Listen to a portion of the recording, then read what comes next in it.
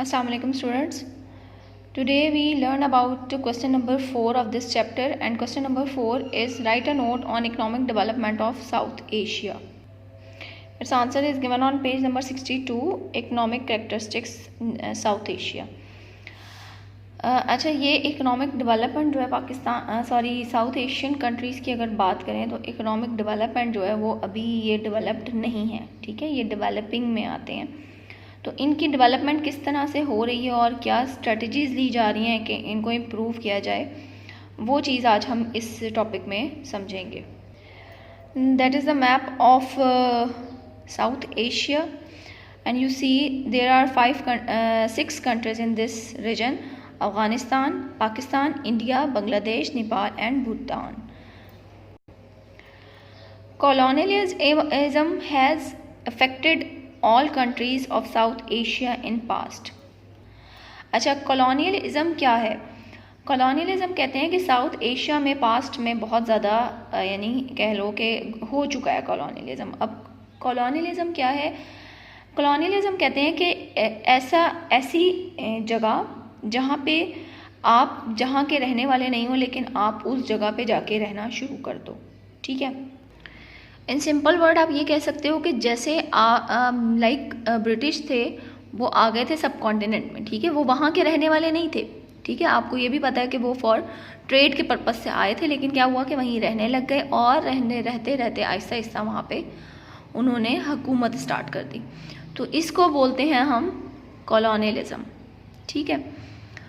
तो यानी जिस जगह के आप जहाँ आप ऐसी जगह पे आपका रहना या किसी का ऐसी जगह पे रहना जहाँ का वो रहने वाला नहीं है या वो उस एरिया जो है वो उससे रिलेट नहीं करता। लाइक जैसे ये मुस्लिम कंट्री है, ठीक है, तो यहाँ पे अगर ब्रिटिश या कोई इस तरह से आके रहें और बाद में वो उन पर हुकूमत भी करें, ठीक है, उन पे अपना रूल अप्लाई करना शुरू कर दें अपना, तो ये चीज़ जो होती है इस सिस्टम को बोलते हैं हम कॉलोनियलिज्म।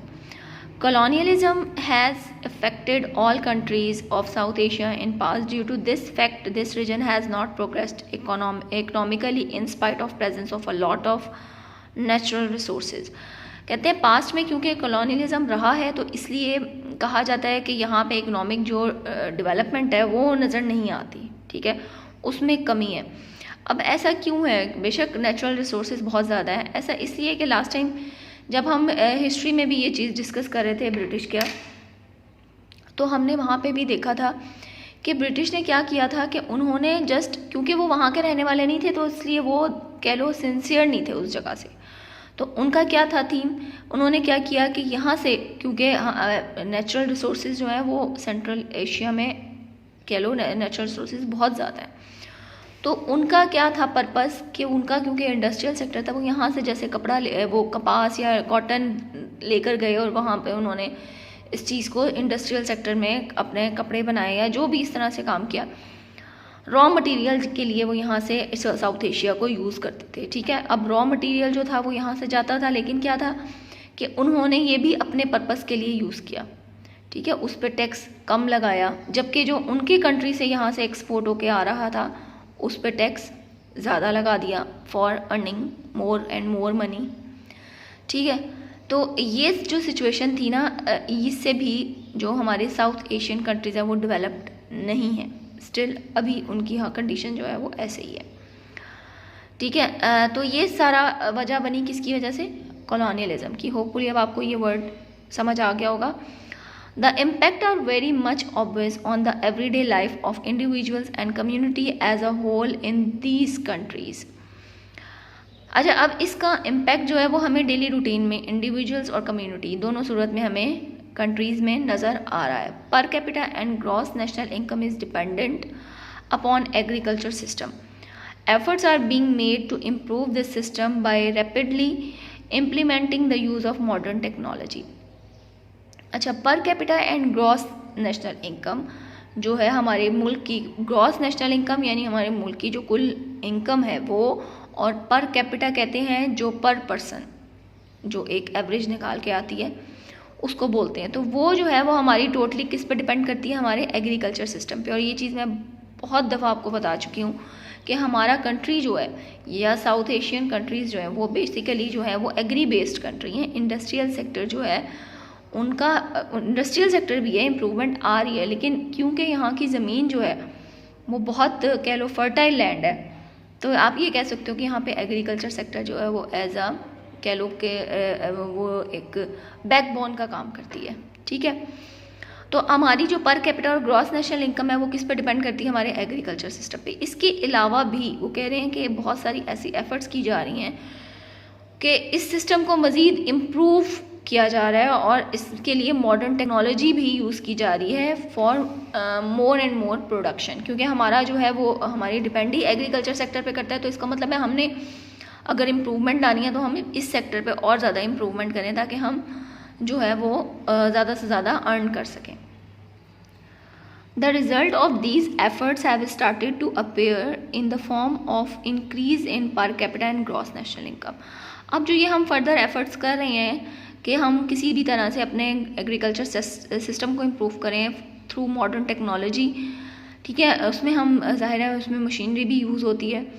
तो ये तमाम चीज़ें जो हैं, तमाम जो एफ़र्ट्स हैं, इसकी वजह से हमारे जो पर कैपिटा इनकम और ग्रॉस नेशनल इनकम में जो है वो हमें उसका जो इजाफा है वो नज़र आना शुरू हो गया है ये एफ़र्ट्स की वजह से। ठीक है, जो हम ये एफ़र्ट्स कर रहे हैं टेक्नोलॉजी, मॉडर्न टेक्नोलॉजी अप्लाई करके, तो इससे हमारी पर कैपिटा और ग्रॉस नेशनल इनकम जो है वो इंक्रीज़ होना शुरू हुई। This region is included among the most densely populated regions of the world. अब ये जो रीजन है साउथ एशिया का, ये जो है ये बहुत डेंसली पॉपुलेटेड है, यानी यहाँ पे आबादी जो है वो बहुत ज़्यादा है। But unfortunately, the population of this region, because of different socio-economic condition, is proving to be a burden on the financial and economic development of this region।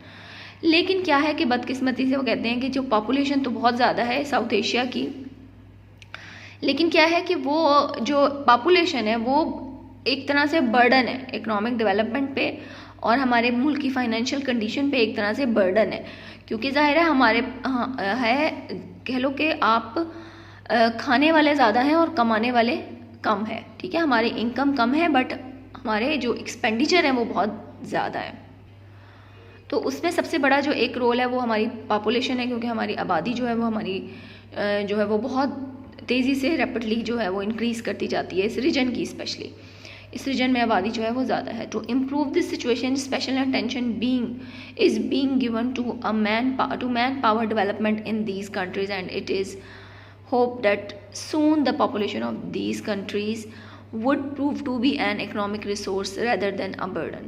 ठीक है, अब क्या कहते हैं कि देखो हमारे मुल्क में पॉपुलेशन ज़्यादा है, लेकिन क्या है कि ये जो पॉपुलेशन है ये इस टाइम फ़िलहाल हमारे लिए एक बर्डन है इकोनॉमिक डेवलपमेंट के लिए और हमारे फाइनेंशियल कंडीशन के लिए। लेकिन क्या है कि क्योंकि मैन पावर हमारे पास ज़्यादा है तो हमें चाहिए कि हम मतलब उसको यूज़ करें बजाय इसके को हम उसको एज अ बर्डन फील करें। तो इस तरह की स्ट्रेटजीज़ अब अप्लाई की जा रही हैं जो मैन पावर डेवलपमेंट जो है उनमें मैन पावर में डेवलपमेंट लेकर आ रही है, यानी उनको इस तरफ मैन पावर में स्पेशल अटेंशन दी जा रही है।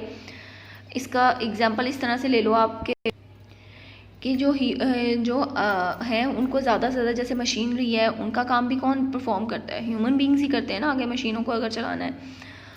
तो इस सिंपल वर्ड्स में आप ये कह सकते हो कि अगर हमारी मैन पावर को हम बजाय इसके कि बर्डन लें उनको यूटिलाइज़ करें तो हमारी जो है वो साउथ एशियन कंट्रीज़ की डेवलपमेंट जो है वो इजीली पॉसिबल है। ठीक है, तो इस तरह की स्ट्रेटजीज दी जा रही हैं कि मैन पावर जो है उनको वेस्ट ना किया जाए, उनको कहीं ना कहीं एडजस्ट किया जाए ताकि वो कोई ना कोई आउटपुट दे। ठीक है, to improve this situation special attention to be is being given to man power development in these countries. तो इसकी वजह से क्या होता है कि होपफुल इस बात में उम्मीद की जा सकती है कि ये जो इन फ्यूचर जो है ये इकोनॉमिक बर्डन नहीं रहेगा, बल्कि ये जो है ये हमारे लिए डेवलपमेंट का काम करेंगे मैन पावर जो है। Inadequate facilities and low standard of education and health were a hurdle in the way of economic development of this region. अब इन एडवोकेट फैसिलिटीज़ हैं हमारे मुल्क में कुछ, यानी हमारा सिस्टम जो है वो इन कंट्रीज़ में प्रॉपर नहीं है। लाइक एजुकेशन का स्टैंडर्ड जो है वो इतना अच्छा नहीं है, हेल्थ का जो है सिस्टम वो भी इतना प्रॉपर नहीं है, तो ये तमाम जो चीज़ें हैं ये भी इस चीज़ में रुकावट बन रही हैं इकोनॉमिक डेवलपमेंट में। क्योंकि देखो, अगर हमने किसी रीजन को इम्प्रूव करना है या किसी भी कंट्री को अगर डेवलप करना है तो उसके लिए एजुकेशन जो है वो मस्ट ज़रूरी है, बहुत ज़रूरी है कि आपका एजुकेशनल सिस्टम जो है वो बहुत अच्छा हो।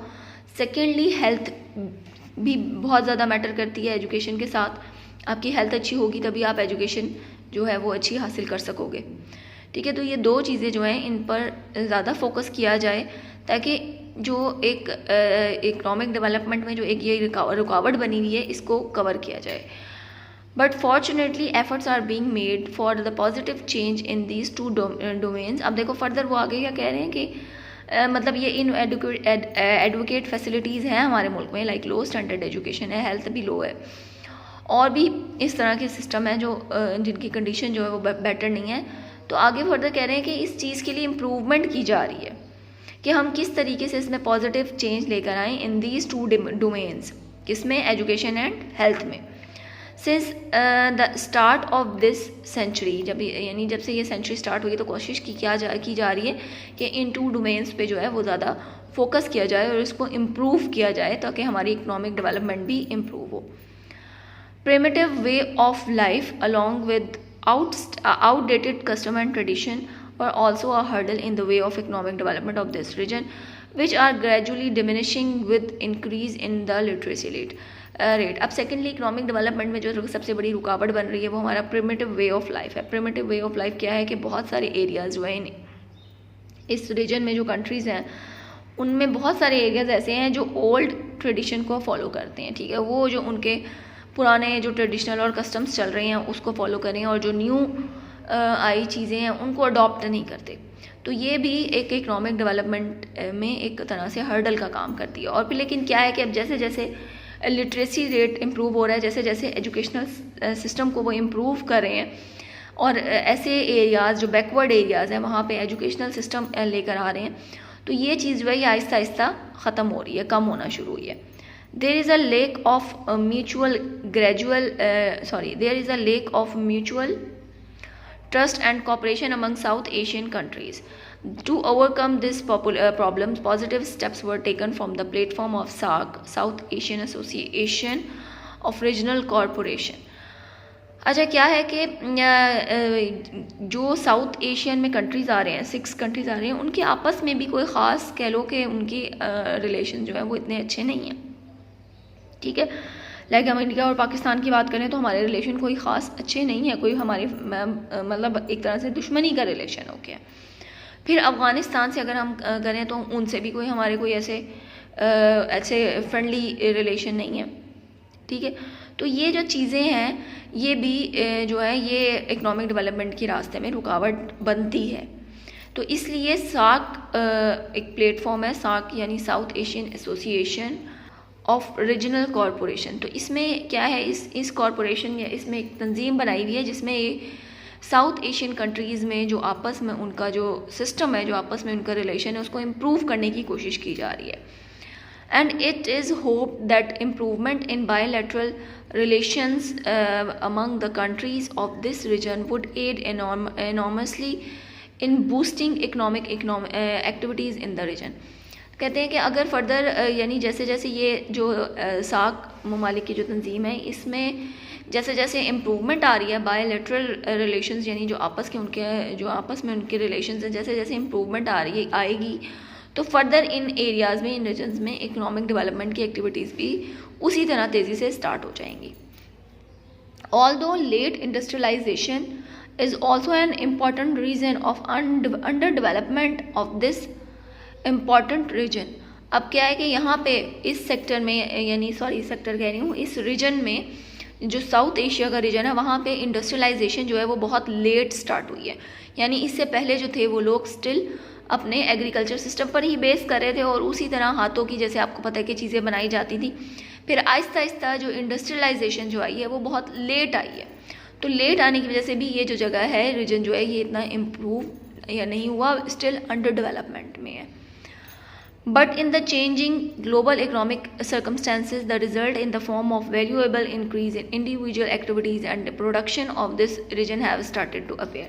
अब फर्दर आगे वो इसी चीज़ को कह रहे हैं कि जैसे जैसे हमारी एक ग्लोबल इकोनॉमिक डेवलपमेंट हो रही है या उसमें उनके सर्कमस्टेंसेस में चेंजिंग आ रही है, तो आपस में जैसे जैसे रिलेशंस, जैसे हमने फर्दर पीछे ये सारा कुछ देखा है, तो जैसे जैसे ये इम्प्रूव हो रहा है, तो वैसे ही उस तरीके से इन एरियाज़ की इन कंट्रीज़ की जो इस रीजन में लाई कर रहे हैं, उनमें भी डेवलपमेंट जो है, उनकी प्रोडक्शन भी इम्प्रूव हो रही है, उनकी डेवलपमेंट में भी इम्प्रूवमेंट आ रही है, बट स्टिल वो डेवलपिंग कंट्रीज़ में है, अभी भी स्टिल डेवलप नहीं हुए।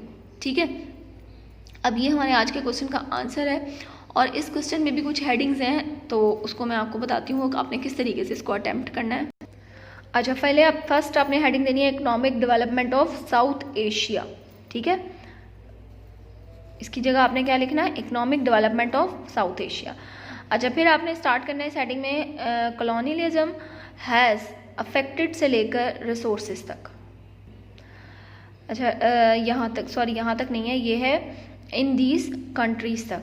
ठीक है, कॉलोनियलिज्म हैज़ अफेक्टेड से लेकर, इसकी 4 लाइन्स हैं, as a whole in these countries.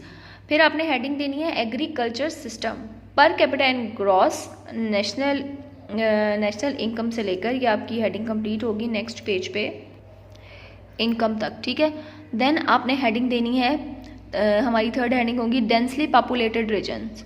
ठीक है, this region is included among the से लेकर ये है रीजन तक। ठीक है,